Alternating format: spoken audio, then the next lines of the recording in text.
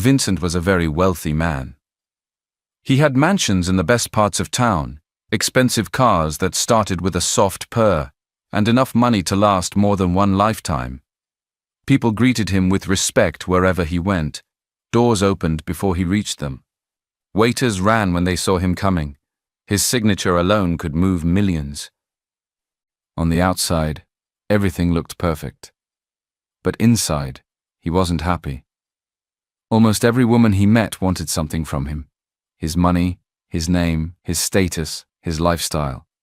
They loved the billionaire, not the man. They loved the idea of him.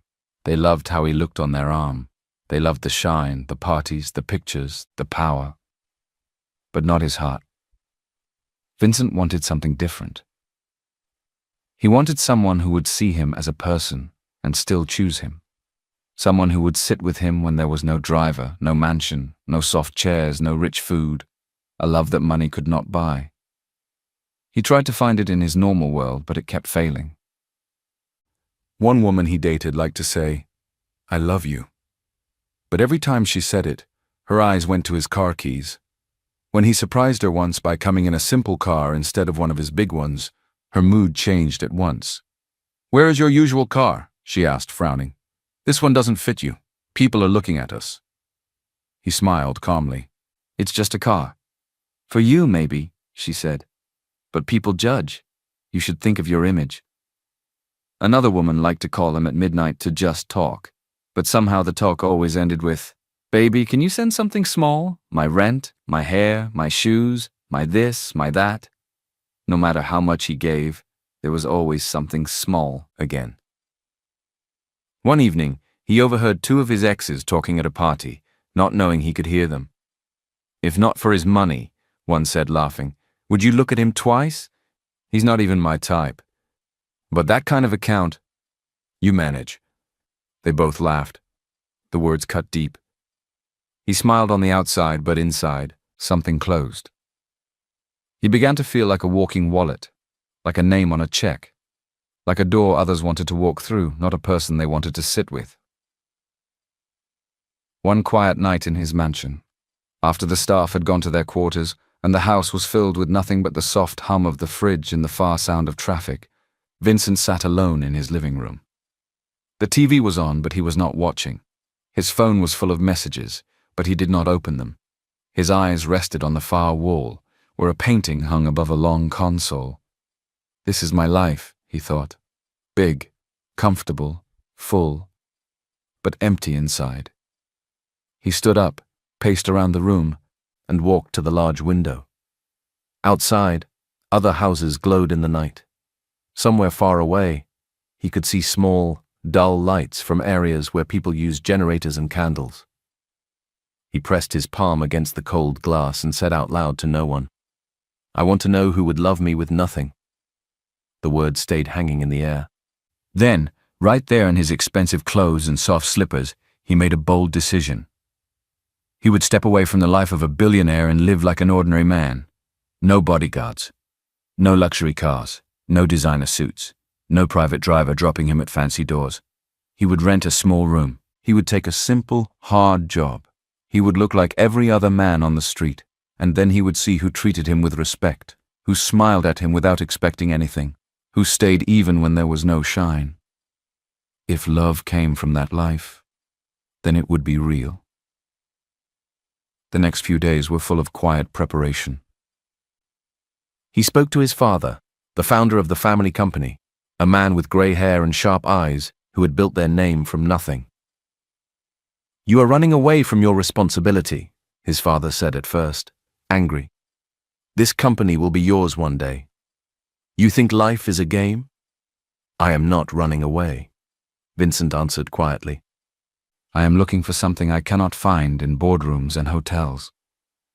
His father studied him closely. The anger in his eyes softened into worry.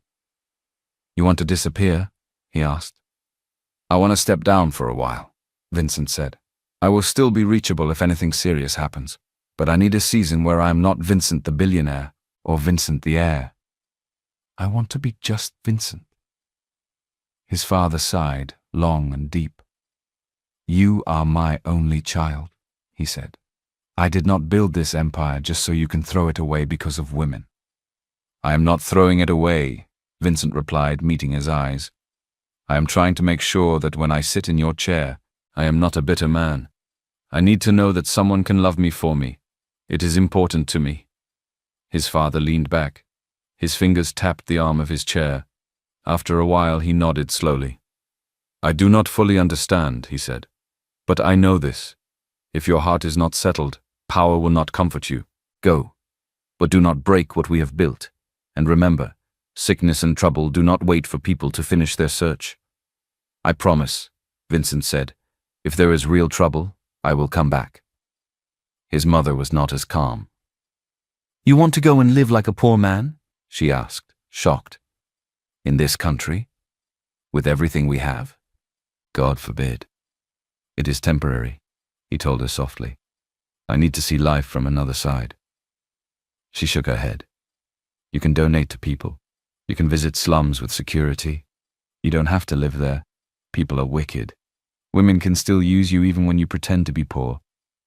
He smiled sadly. Maybe. But at least they will not use me for my name. In the end, after many talks and tears and arguments, his parents agreed on one thing. They would not stop him.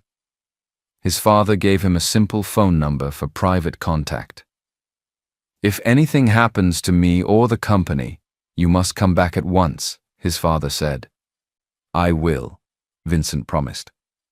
He withdrew some money, but only what a normal person could explain. He told his personal assistant to clear his schedule for personal leave. No one else knew the full story except a few trusted staff, and they were instructed to keep quiet. Then he disappeared from his own rich world. He rented a tiny one-room apartment in a crowded area with a shaky ceiling fan, thin walls, and a door that creaked when you opened it. At night, he could hear his neighbors' TVs, babies crying, couples arguing, people laughing. The corridor smelled of cooked beans, kerosene, and sometimes smoke. He bought second-hand clothes from a roadside seller. Old jeans, plain t-shirts, one or two shirts with faded colors, rubber slippers, a cheap wristwatch. When he looked in the mirror, he saw the same face, but everything else had changed. Now he had to find work. He thought about what kind of work rich people almost never do themselves. He wanted something that would keep him far from the world he knew. Something that would cover his hands in dust, not in gold watches. Construction work came to his mind. Bricklaying, laboring, carrying blocks, mixing cement. Work that people respected only for the result, not for the man holding the tools. One early morning, when the sky was still pale and the air was cool, Vincent went to a large construction site near a busy road. Tall metal rods stuck out of the ground. Blocks were arranged in stacks. Bags of cement lay under a plastic cover. Men in old clothes and hard hats moved about. He walked up to the foreman, a strong man with dark, tired eyes and a whistle around his neck. Good morning, Vincent greeted. The foreman looked him over. Yes? I'm looking for work, Vincent said. Anything. I can carry blocks, mix cement, help. The foreman frowned. You don't look like person way done do this kind of work before. Your hand too soft. Vincent turned his palms up. They were smooth, it was true. I am ready to learn, he said simply. The foreman watched him for a moment, then shrugged. We always need extra hands. Pay no too big. Work hard. No complain. I understand, Vincent replied. Come tomorrow, the foreman said. We start early. No late coming. Yes, sir. The next day, Vincent's real test began. The first week almost broke him. They started before the sun fully rose. He learned how to mix cement with sand, water, and effort. He pushed wheelbarrows full of blocks uphill. He carried heavy loads on his shoulders. His legs burned, his back felt like fire, his palms tore and raw skin showed. When he came home each night, every part of his body ached. He lay on his mattress and stared at the ceiling, feeling pains in places he didn't know he had. Sometimes he wanted to quit. But each time he thought of quitting, he remembered why he started. He remembered laughter at parties, careless words, if not for his money. And he pushed through. Slowly, His body began to change. His palms hardened. His shoulders grew stronger. The pain did not vanish, but it became something his body understood. He also began to see the lives of his fellow workers. Some of them had families they sent money to in the village. Some shared one room with 3 other men. Some had dreams of opening small shops one day. Some had almost given up on dreams. He listened silently, stored their stories in his heart, and respected them more than ever. But the women he met in this new life were familiar in a different way. One day during lunch break, a woman selling phone cases and chargers passed by. Her clothes were neat. Her nails were long. She walked like she thought the ground under her belonged to her. Vincent was pushing a wheelbarrow of sand past the gate when a small stone rolled under the wheel. The wheelbarrow bounced and one block nearly slipped off, almost touching her ankle. "I'm sorry," he said quickly. "Are you okay?" She jumped back and looked at him like he was something she stepped on. "You people know they look where una they go," she snapped. "See as you just they bring sand near my leg. Cement everywhere. I beg, don't stain me." "I said I'm sorry," he repeated gently. She hissed, dusted her feet as if they were dirty because he came close, and walked off. Another day, a woman in office clothes came from a nearby building during her lunch break to buy food. Vincent stood in line with other workers. As she waited for her turn, she looked around at the men in dusty clothes and shook her head. "See, the kind men fill this country," she said loudly to her friend. "Cement from head to toe, no vision, no plan. Me, I cannot." Her friend laughed. "Don't worry, you'll be driving a big car."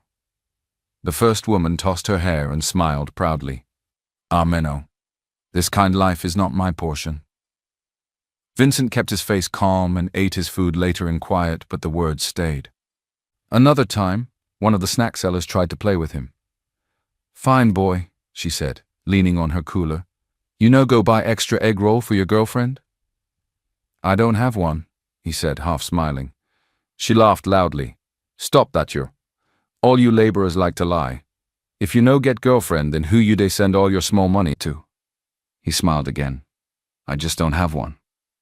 Later, when he told her he couldn't afford extra that day, she rolled her eyes. "If you no get money, no come here and be doing shikara," she said. "You men of nowadays, no money, but you want respect." He realized something clearly. People judged faster when they thought you had nothing. It hurt, but it also made his desire stronger.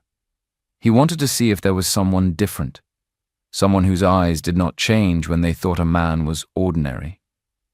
Sundays at the site were a little slower. There was still some work, but not as heavy. Security was always there. Some workers did small tasks. Vendors still came. Children sometimes passed by. The noise changed. It became softer, more human. And that was when he first saw her. It was a bright but gentle Sunday afternoon. The sun was not too hot. A light breeze passed through the open gate, carrying the smell of dust and faraway trees.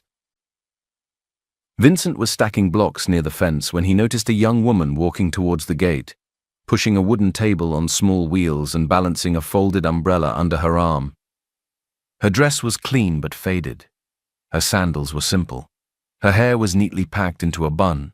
Her face looked a little tired, but there was a calm strength in her eyes. She stopped under a tree near the gate, opened the umbrella, and fixed it into a stand.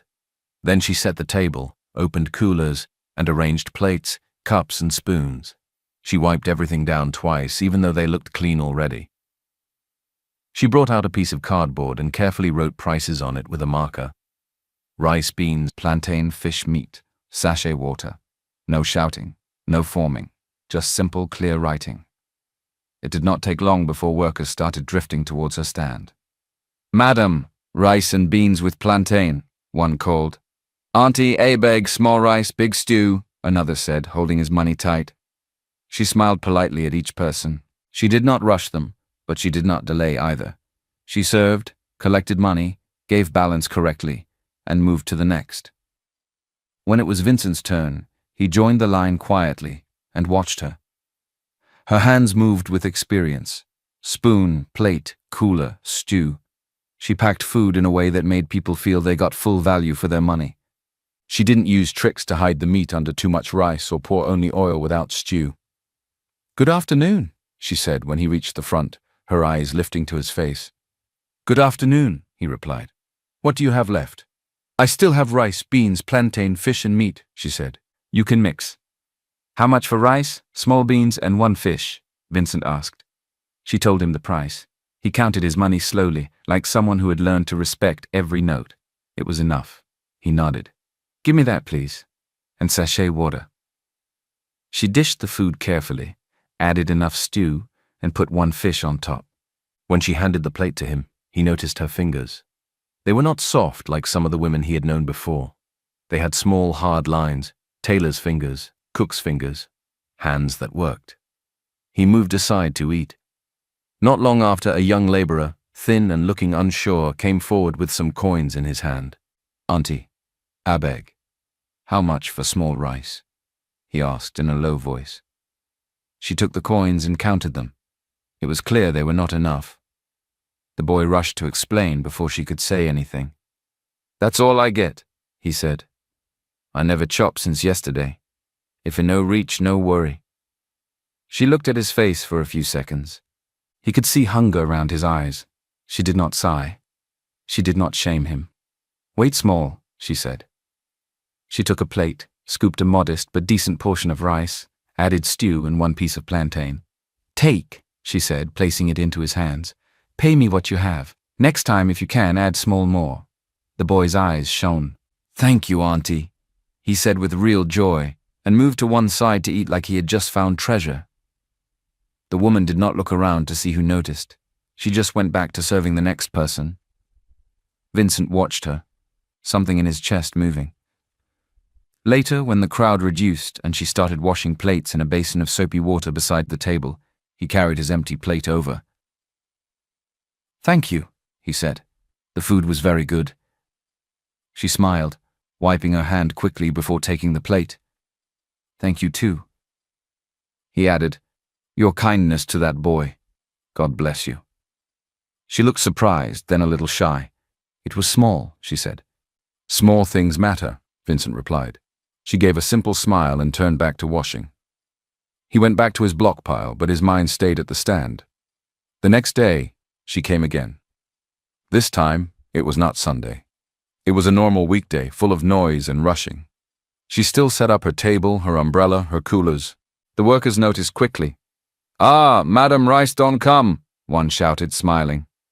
As the days passed, her stand became part of the site's life. Every morning she arrived with her coolers, having cooked from early dawn. She arranged everything neatly. At break time, the line formed. She served, smiled, corrected change, and scolded with calm eyes if anyone tried to jump the queue. One day, after the rush, Vincent helped her carry one heavy cooler back to her small wheelbarrow. "I'm Vincent," he said, wiping sweat from his forehead. She looked up. "I'm Erica," she answered softly. "Nice to meet you, Erica." "Nice to meet you too," she replied, and looked down at the cooler again, hiding a small smile. They started talking more after that. He learned that Erica came from a poor background, but she was very intelligent. She had finished business school as the top of her class. The school had printed her name in bold. People clapped for her on stage. Lecturers told her, "You will go far." "And did I go far?" she asked with a small laugh. "Yes, from classroom to kitchen." "What happened after school?" he asked one quiet afternoon when work was slow and her stand was almost empty. She sat on a stool, wiping sweat from her face with a small towel. "I wrote applications," she said. "So many. I attended interviews, I passed tests. People said, 'We'll get back to you.' They never did. Some jobs were taken before they even put them online.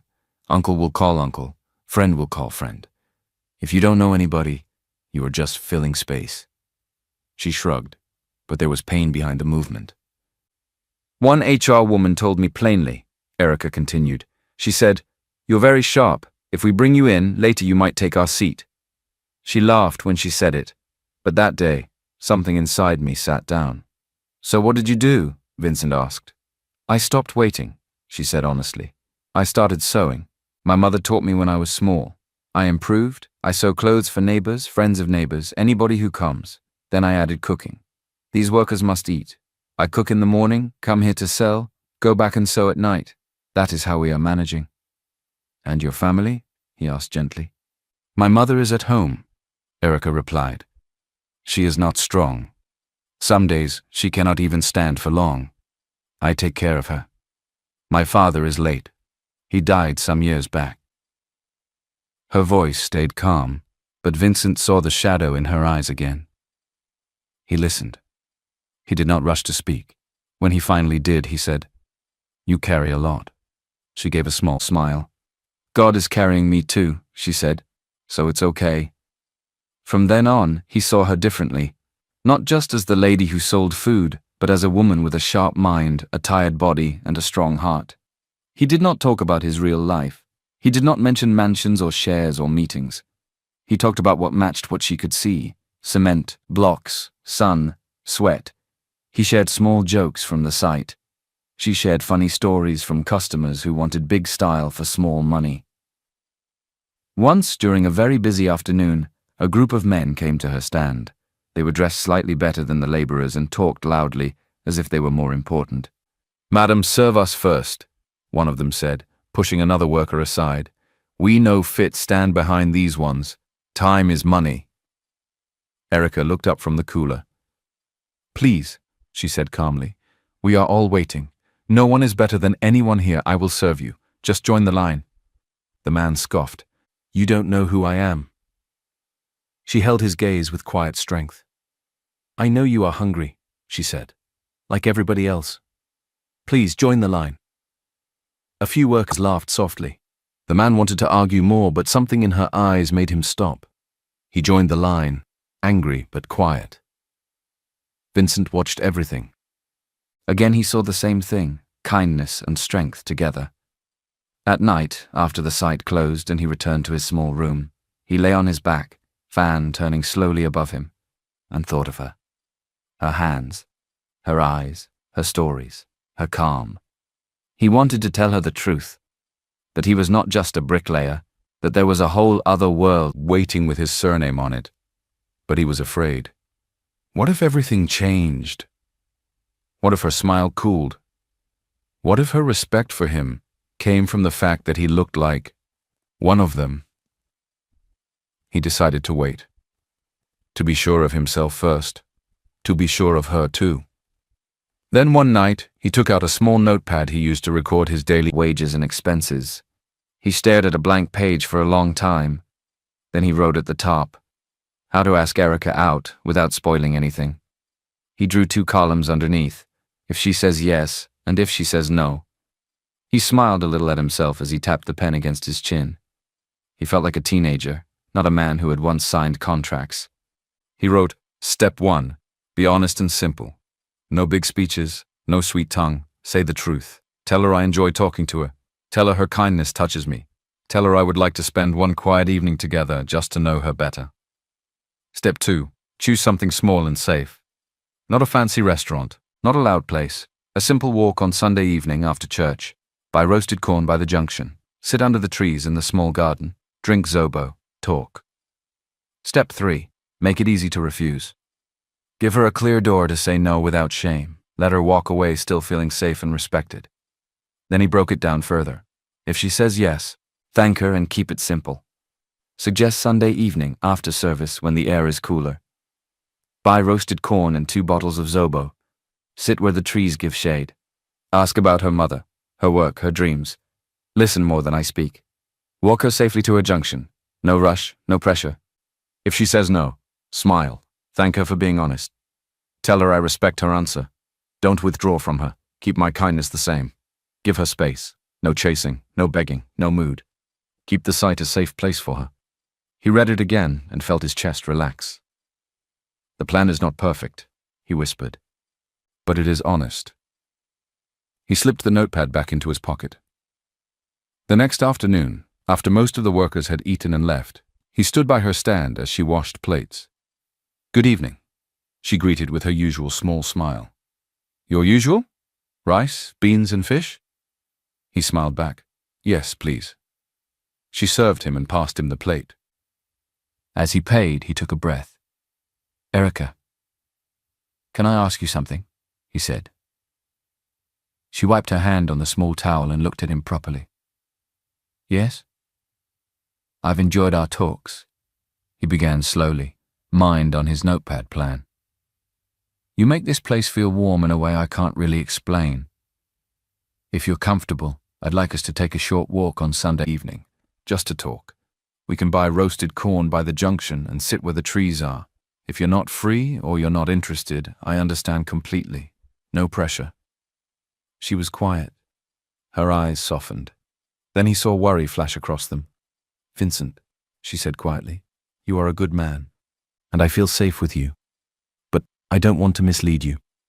His heart sank a little, but he remembered if she says no and nodded. Thank you for being honest, he said. It's okay, truly. She studied his face for a moment longer. I didn't say no, she replied.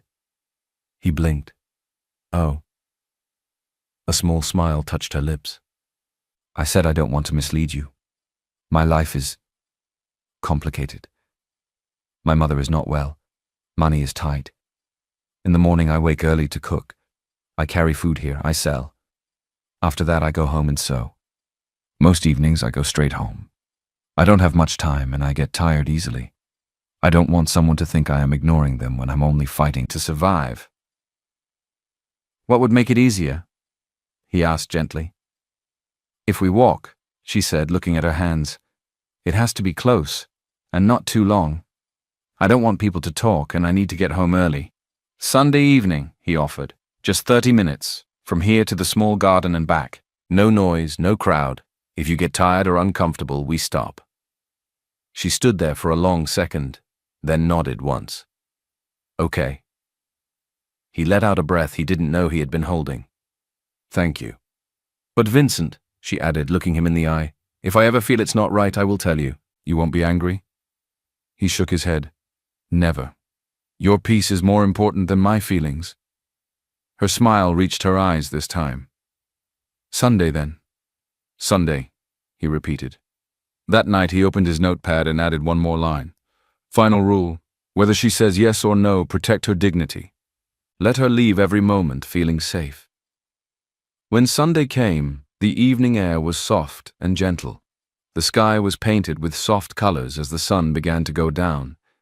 Vincent waited by the small junction near the site, hands in his pockets, heart beating a little too fast. Erica arrived a few minutes later, wearing a clean, simple dress and carrying a small bag. Her hair was neatly tied. Sorry I'm a bit late, she said. I had to make sure my mother ate first. It's okay, he said. You look nice. She smiled. Thank you, you too. You've washed off your cement. They both laughed. They walked side by side towards the small garden, a simple area with a few trees, some old benches, and a small woman roasting corn near the road. They bought 2 cobs of roasted corn and 2 bottles of Zobo in plastic cups, then found a bench under a tree. For a while they just ate, listening to the sound of passing cars, distant music from a nearby shop, and the rustle of leaves above them. Tell me about you, he said gently. What your days look like, what you carry. Erica took a breath. My mother is sick most days, she said.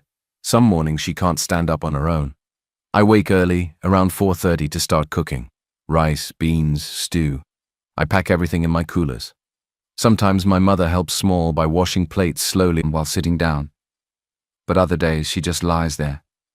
I bring the food here, sell it, smile so people won't see that I'm tired. When I go back home, I rest a little, then start sewing. I sew until late in the night. She traced a line on the bench with her finger. I send money to my uncle in the village whenever I can, she continued. My younger cousin is still in school.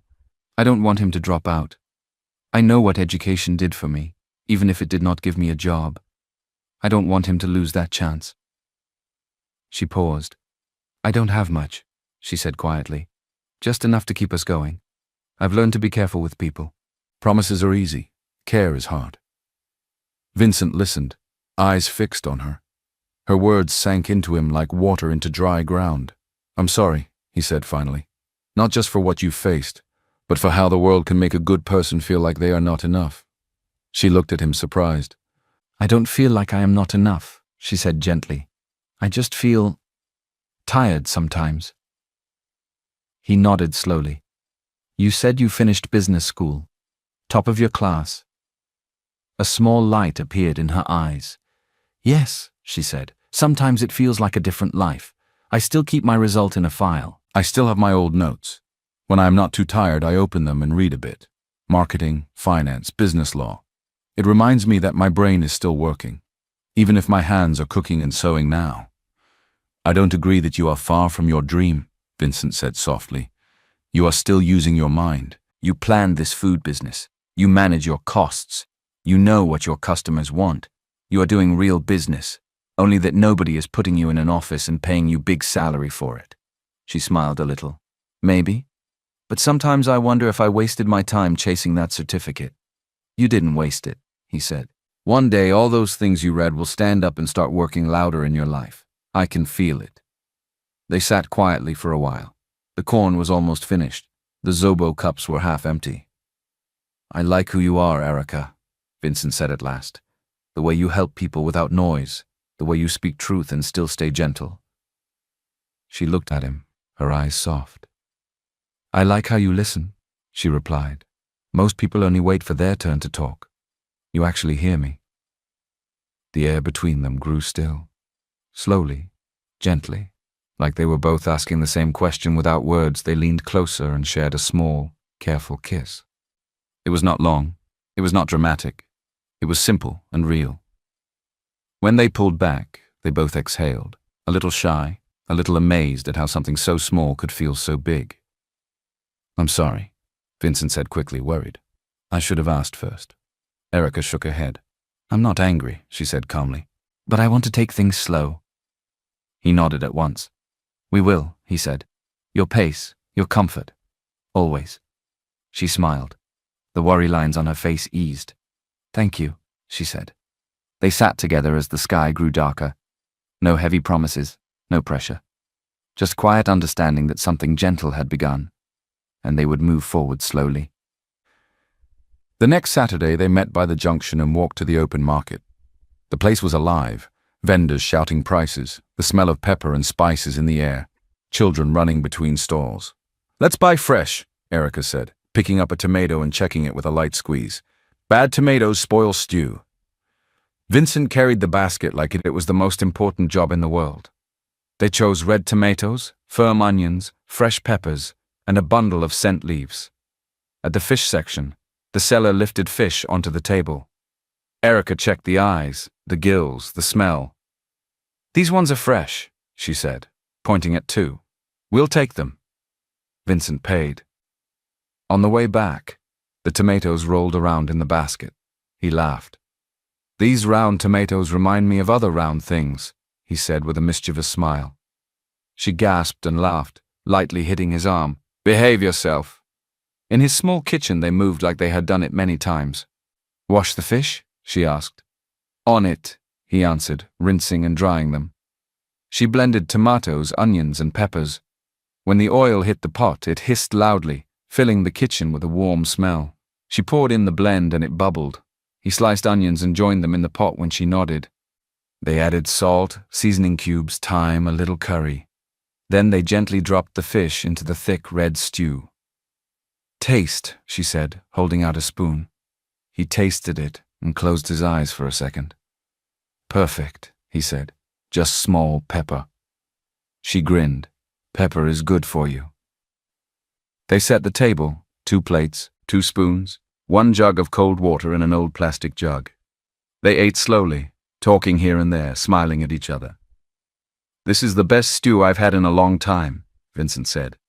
"Maybe because we cooked it together," Erica replied. "No," he said, smiling. "It's because you're a great cook. No need to act all humble around me." He reached out and wrapped his arms around her from the side, pressing a quick kiss to her cheek. She laughed softly. "You will just be saying sweet things anyhow." After the meal, they washed plates together. He rinsed while she soaped. Sometimes their hands touched in the water, and each small touch felt louder than it should.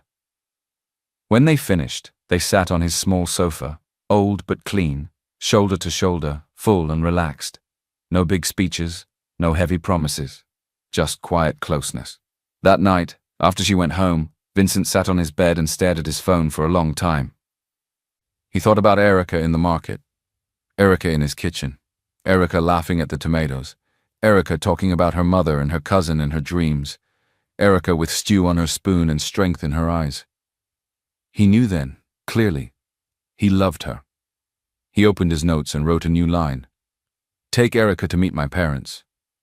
His chest tightened. His parents liked shiny things. They liked people with known last names, powerful uncles, easy access to any room. They loved their son, but they also loved the status their family carried.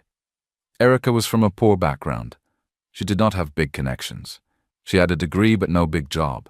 She cooked by a dusty gate and sewed clothes in a small room. She took care of a sick mother and a young cousin.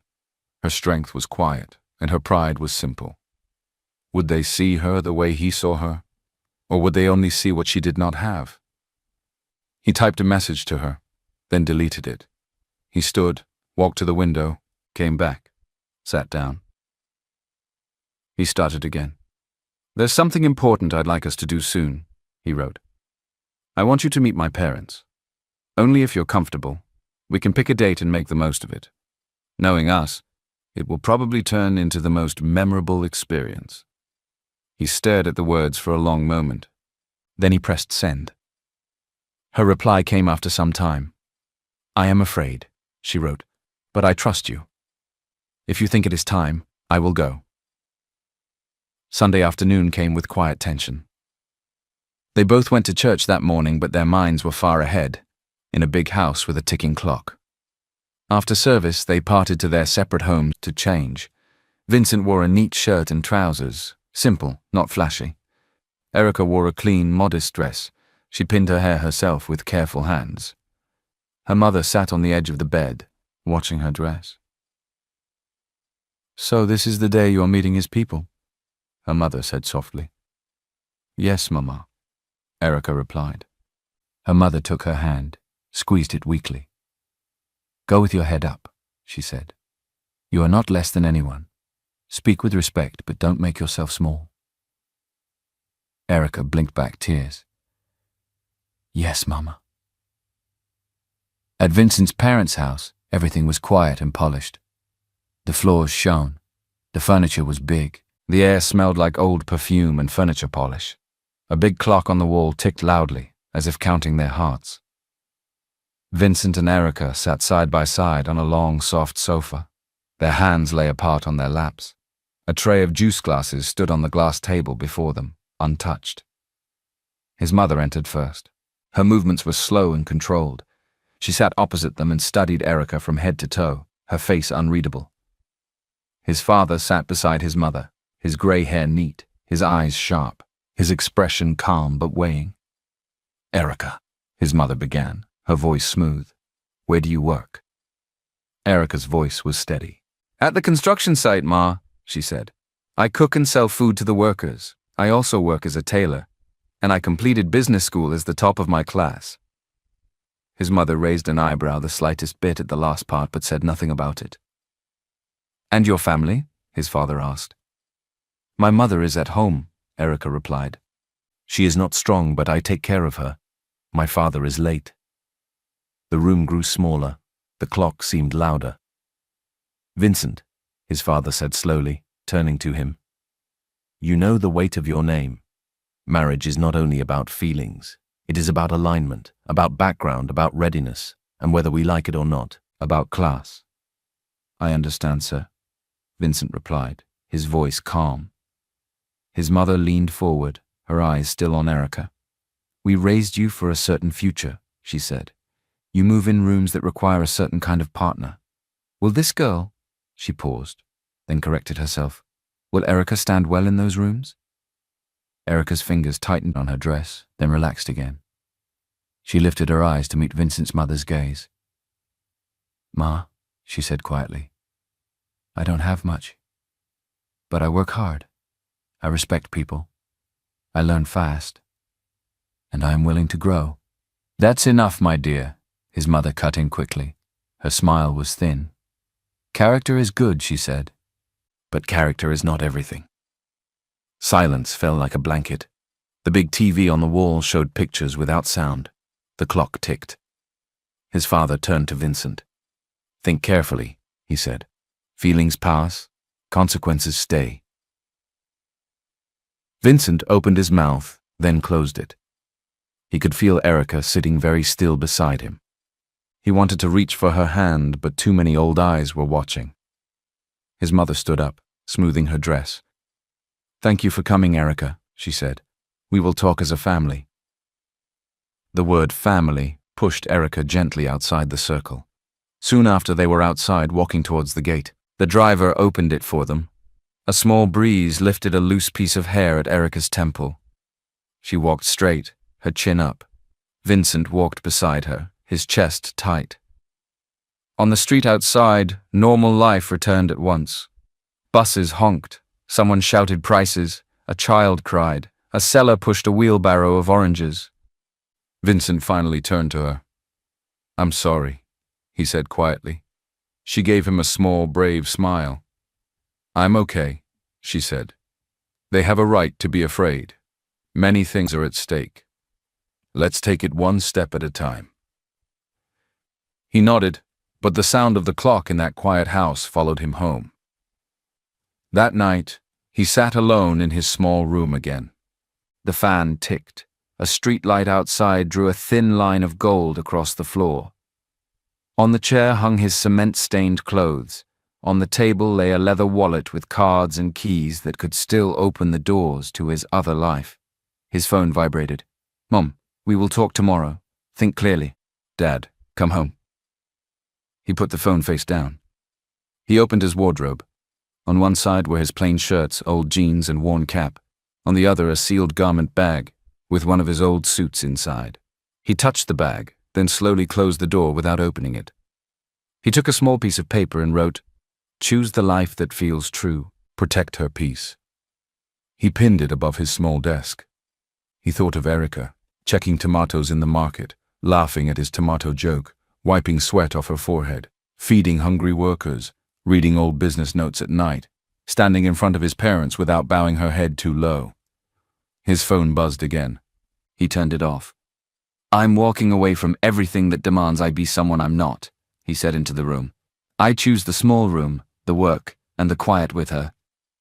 Outside, a car slowed near his gate, then moved on. He exhaled. Days turned into weeks. The sharp pain of that visit softened into a quiet ache. Life went on. He returned to the site. He carried blocks. Erica cooked. They talked and walked when they could. They didn't speak much about his parents, but it sat there, like a shadow at the edge of their peace. Then one morning, everything changed. First came a short message from an uncle. Call your father. He called at once. No answer. Then a voice note from his cousin. Brother, Daddy collapsed this morning. They rushed him to the hospital. They're still checking him. By evening, the family group chat was full. Short prayers, fear, half-truths. Some said stroke, some said heart, some said overwork. No one knew clearly, but everyone was afraid. The next day, another kind of message started. Screenshots, forwarded news, a short business headline, shares of Adiemi Group falling after rumor of founder's illness. Someone wrote in the group, board meets tonight. Another, vendors are calling, people are worried, bank is asking questions. Vincent sat on an upturned block at the edge of the site, phone in his hand, heart heavy. Erica saw his face from her stand. After the lunch rush, she washed her hands and came to sit beside him. What is it? She asked softly. He did not hide this time. My father is in the hospital, he said, and the company is shaking. He explained, slowly, carefully. He told her the full truth about who he was, about his father being the founder of a large company, about his surname standing on a tall glass building somewhere in the rich part of town, about his uncle who had always wanted more power. Erica listened without interrupting, her eyes on his face. When he finished, she was quiet for a while. "So you are not just a laborer," she said slowly at last. "You are the son of the owner." "Yes," he said. "You wanted to see if someone could love you without that name," she continued. "Yes," he said again. She took a breath. "You should have told me earlier," she said honestly, but gently. "But I understand why you didn't. Still, right now, the bigger thing is not my hurt. The bigger thing is your father and that company both are shaking." He looked at her. "You're not angry?" "I am, a little," she said with a small, honest shrug. "But if I use my anger now, it will not help your father. We will talk about my feelings later. For now, let's think." "Let's," he repeated. She nodded. "You said the company is in trouble," she said. "Your father is ill. Your uncle is probably moving to grab power. People are afraid. This is exactly the kind of thing we studied in school. Let us use that." He blinked. "Use school?" "Yes," she said. "First thing, what do the rules of the company say about leadership when the founder is sick?" "There are bylaws," he said slowly. "A big book. My father and I used to read parts of it together, but I haven't looked at it in a long time."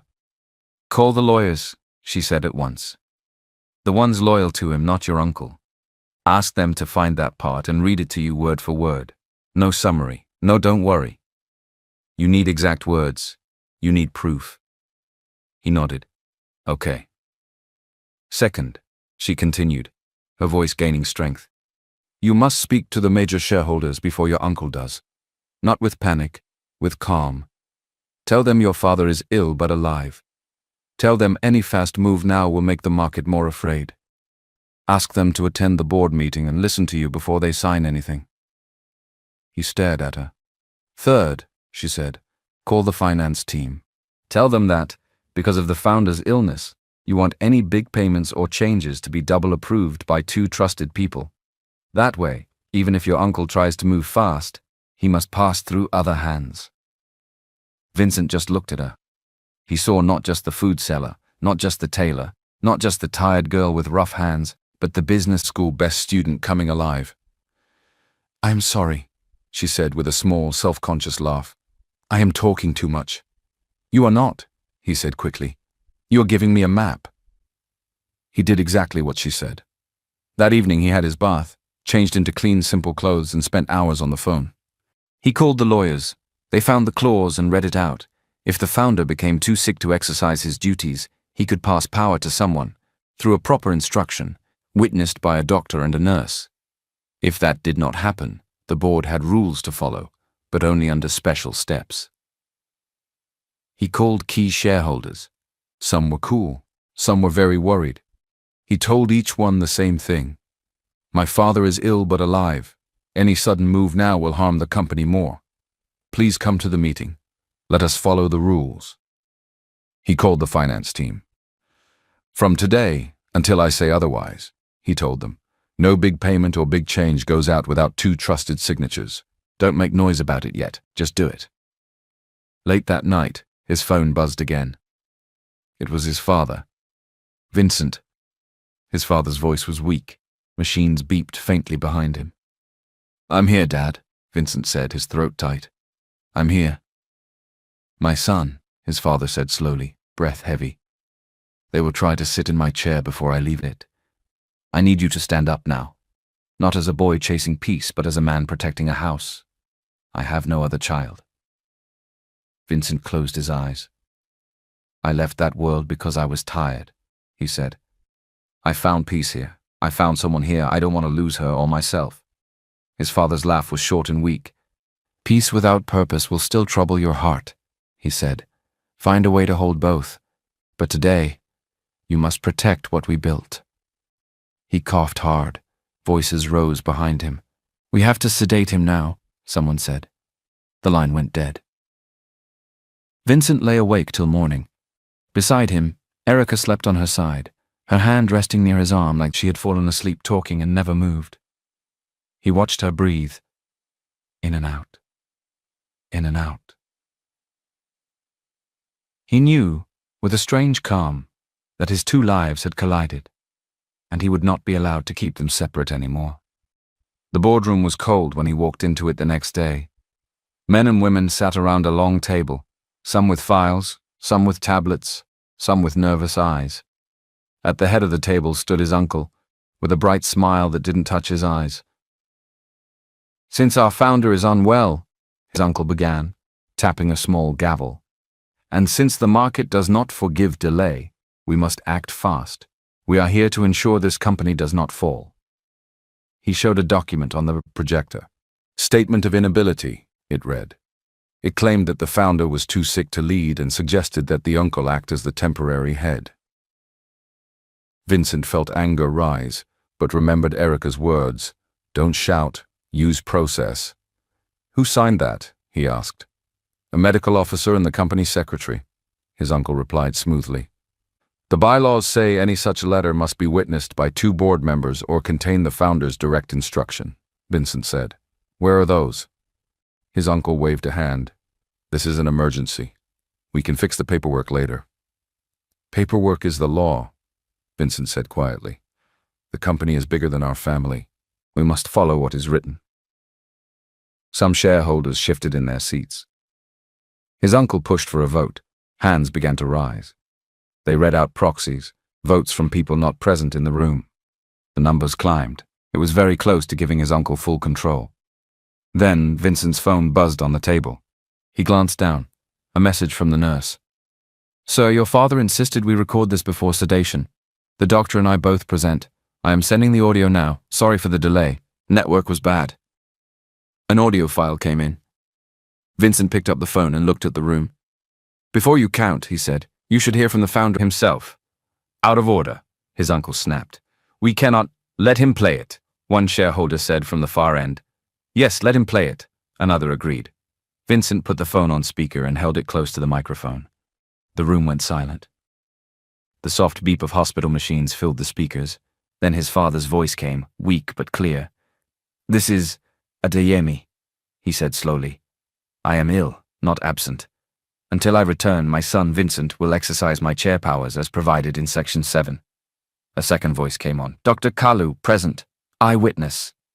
Then the nurse. "Efe, duty nurse, eyewitness." The audio ended. The room stayed silent for a long moment. "This meets the bylaw," Vincent said, his voice steady. "Founder's instruction, medical witnesses. Any plan to put someone else in that seat now breaks the rules of this company." A shareholder stood up. "I withdraw my proxy until we see all documents properly," she said. 2 others followed her. The count dropped. His uncle's majority broke. "We will follow process," Vincent continued. "By 6 p.m. today, we will send a clear message to staff and partners. We will slow down any big moves. We will meet again in 7 days with full notice. This company will not be ruled in the shadows." He turned to the company secretary. "Record it." His uncle slowly put the gavel down. His smile was gone. When the meeting was over, people began to leave. Some came to shake Vincent's hand. Some nodded. A few avoided his eyes, ashamed. His mother, who had been sitting quietly at the back, came forward. "You spoke like your father today," she said softly. Vincent smiled faintly. "I did not stand here alone," he replied. "Erica helped me see the plan clearly." His mother looked at him for a long moment. Something softened further in her expression. "We will invite her again," she said slowly. "This time, we will talk as a family, with her inside." In the weeks that followed, as his father slowly got stronger in the hospital, his parents spent more time with Erica. This time listening, not just testing. They learned how she managed food costs when prices rose overnight, how she handled stubborn customers, how she used simple records to track which meals sold more, how she applied business ideas on a small roadside scale. His father listened from his bed one day during a visit when she quietly explained how fear in the market spreads when leaders speak in unclear ways. "You see things clearly," his father told her. "The company needs people like you, not just in the canteen but around the table." Her cheeks grew warm. "Thank you, sir," she said. It did not happen with one conversation. There were still tears, fears, and long talks. But slowly, his parents' hearts shifted. In time, they gave their blessing. Vincent and Erica chose not to have a grand wedding. They picked a small hall behind a quiet church. The walls were cream, the chairs were white. The flowers were simple. There was no magazine, no TV crew, no exaggerated decoration. Just family. A few close friends. Some staff who had become dear. Some site workers who had walked with them from dusk to this day. Erica stood in a small room, wearing a modest ivory dress that sat gently over the small curve of her belly. Auntie Rennie fixed the last pin in her hair. Erica placed her hand over her stomach and whispered, "We are ready," more to herself and the baby than anyone else. Out in the hall, Vincent greeted guests, shaking hands, accepting hugs with a calm smile. His mother arrived, dressed simply but elegantly, her eyes softer than he had ever seen them. She hugged him and held on a little longer than normal. "Let today be gentle," she said quietly. "It will," he replied. Moments later, his father was wheeled in. He had lost some weight, but his eyes were still bright. He did not want drama, just a blanket over his legs and a simple place at the front.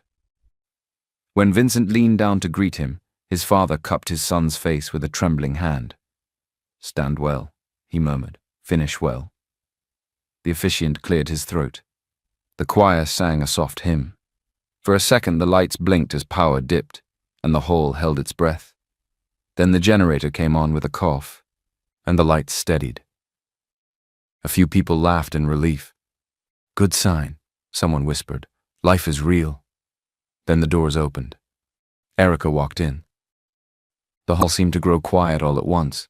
Vincent could hear nothing but his own heart and the soft brush of her dress as she walked up the aisle, step by step, eyes fixed on him. She did not look away. Neither did he.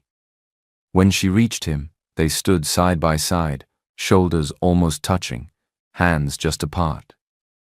The officiant spoke about love, about daily choices, about forgiveness, about the small things that build a strong home. He talked about plenty and lack, sickness and health, joy and grief. "Are you ready to choose each other? Again and again?" he asked.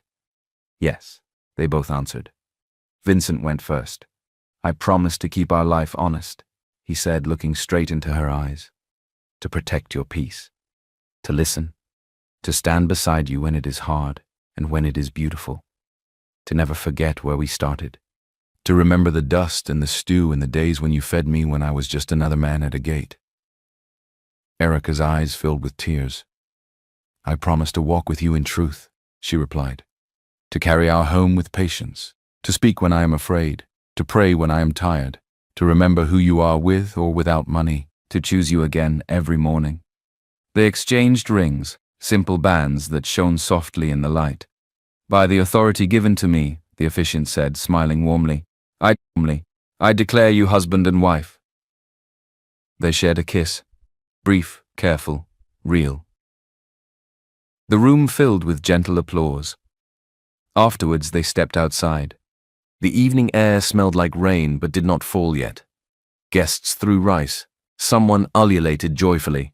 A baby clapped offbeat and laughed at his own sound. Vincent's mother hugged Erica tightly and did not let go quickly. "Welcome," she whispered into her ear. "Truly welcome." Inside again, Vincent knelt by his father's wheelchair.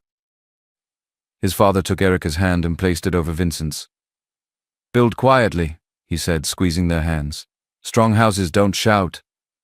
There was food. Jollof rice, fried rice, meat, plantain, soft drinks, laughter. No long speeches, just a few short toasts and many smiles. Erica moved slowly through the hall, one hand resting on her belly as aunties blessed her and uncles shook her hand. She was a little tired, but deeply at peace. Later, when the hall was nearly empty and the night felt softer, Vincent and Erica stood by the doorway, fingers intertwined. "One day at a time," he said. She nodded. "One day at a time," she echoed. Vincent's mansion did not feel like a museum anymore. Morning light poured through the tall windows and did not just bounce off cold surfaces. It fell across rugs Auntie Rennie had chosen, across a coffee table scattered with papers and baby magazines, across shoes left under chairs and a bag resting near the door. The echo in the big corridors softened, first with Erica's light footsteps, then with the sound of everyday life, the whistle of the kettle, cupboard doors closing, the clink of spoons against cups. They kept the kitchen alive. Some days the chef cooked and the staff served. Many days Erica insisted on cooking herself. "I can't allow you people to turn me into visitor in my own kitchen," she said, laughing. Vincent always joined her there like an assistant. He cut onions. "This is tear gas," he would say, blinking rapidly. Washed tomatoes, cleaned fish, fetched plates. He watched her move confidently, seasoning not with fear, but with experience. He teased her that she measured salt with her smile. The staff respected her quickly. She learned their names, asked about their families, noticed when someone looked tired and should sit down. Madam no longer sounded like a title to fear. It sounded like a person they liked. Sometimes, Vincent returned from the office tired. The company was still healing. There were meetings, plans, small fires to put out. He made sure to leave the office at a human hour. He would walk into the house, loosen his tie, and find Erica at the dining table reading something. "What are you reading?" he would ask. "Your report," she would say, pushing it towards him. "This part is clear. This part is not. Here people will panic when they read this line. You must say the truth, but you must also give them hope." He listened. He adjusted his words. He sent emails that did not just sound smart, but also kind. In quiet moments, he looked at her and remembered the girl at the gate, hands stained with stew, brain full of knowledge nobody had hired. Now, that same brain was guiding big choices from their dining table. Sundays, they kept an old habit alive. After church, they did not always stay in their big house. Some Sundays they told the driver to rest. They drove themselves in a simple car, back towards the old area where they had first met. They walked along the street, passing the spot where the sight gate used to be the center of their world. The building that once was a skeleton of rods and blocks now stood tall and finished, glass, stone, and fresh paint.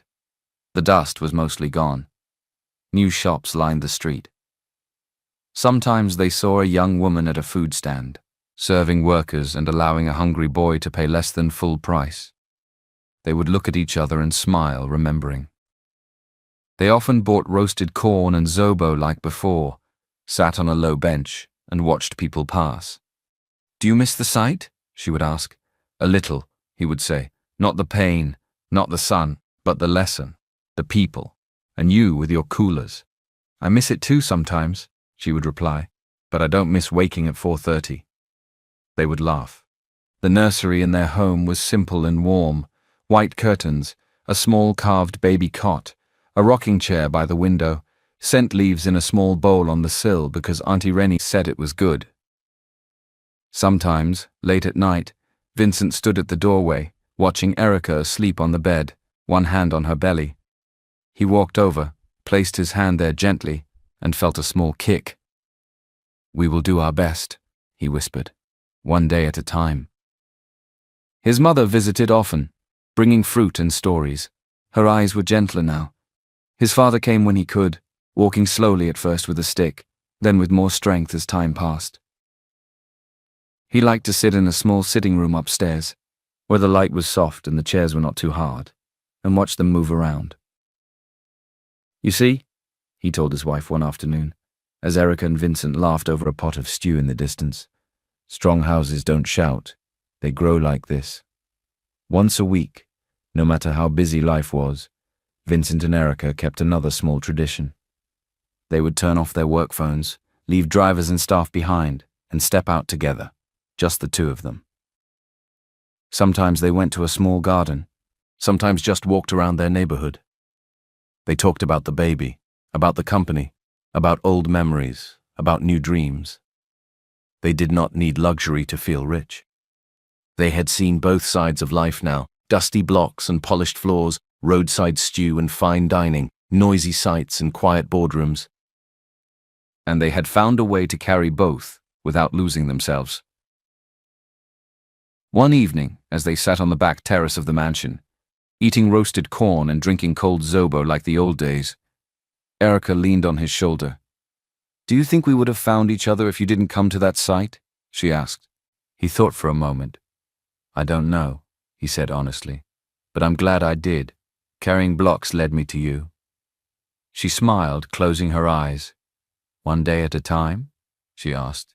"Always," he replied. The mansion learned their laughter. The study learned to close at 6. The dining table learned simple meals and second helpings. And when the wind moved through the trees outside at night, it no longer sounded lonely. It sounded like a quiet prayer that had finally been answered. They lived there, fully, quietly, joyfully, one day at a time, happily ever after.